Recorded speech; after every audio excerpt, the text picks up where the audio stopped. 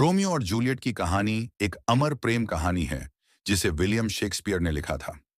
ये कहानी Verona, Italy में स्थित है, जहां दो समृद्ध और शक्तिशाली परिवार रहते थे, कैपुलेट और मोंटेग।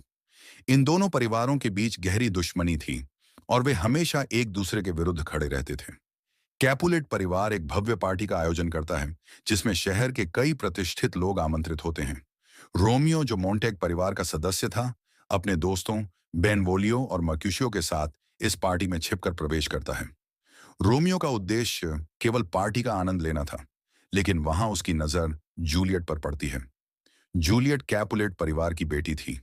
पहली ही नजर में रोमियो और जूलियट एक दूसरे को अपना दिल दे बैठते हैं। कहानी में आगे बढ़ने से पहले कृपया मेरे चैनल को लाइक करें और सब्सक्राइब करें।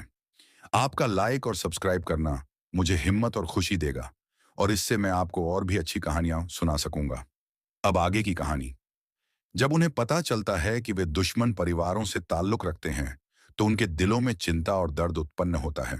फिर भी उनका प्रेम इतना गहरा था कि वे एक दूसरे से मिलते रहने का निश्चय करते हैं। वे गुप्त रूप से शादी करने का निर्णय लेते हैं और फादर लॉरेंस की मदद से एक चर्च में शादी कर लेते हैं। फादर लॉरेंस उन्हें आशीर्वाद देते हैं और उम्मीद करते हैं कि शायद उनकी शादी इन दोनों परिवारों के बीच शांति ला सके।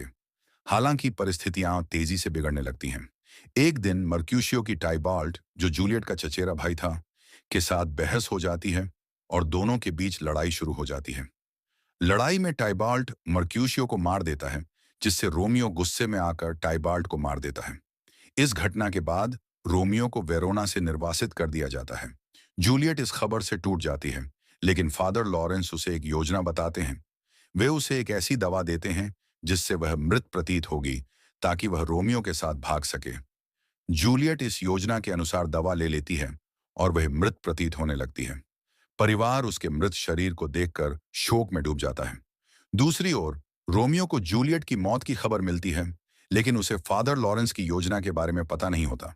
वह वेरोना लौटता है और जूलियट के मृत शरीर को देखकर खुद को रोक नहीं पाता। वह जहर पीकर अपनी जान दे देता है। जब जूलियट होश में आती है और रोमियो को मरा हुआ पाती है, तो वह गहरे दुख में एक खंजर से अपनी जान ले लेती है। इस दुखद अंत के बाद कैपुलेट और मोंटेग परिवारों को अपनी गलती का एहसास होता है और वे शांति स्थापित करने का वादा करते हैं।